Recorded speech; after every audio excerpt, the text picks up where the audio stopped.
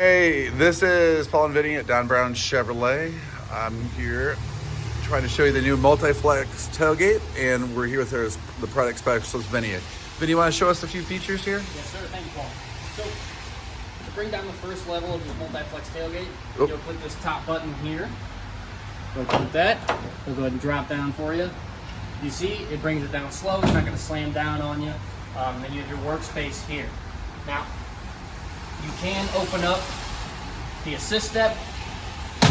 Granted, that is a safety hazard, so what I will do, bring this back up, and I can click this bottom button to bring the entire tailgate down.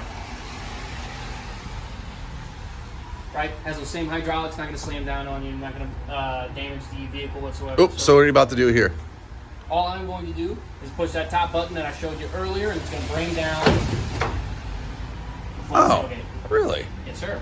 Then you have this little button here. All I'll do is I'll click down on this. Let me show you. Hang on. Click down on this one just right here. Yeah. Then it'll bring down your assist step. And then you can successfully get up in the truck, just like that.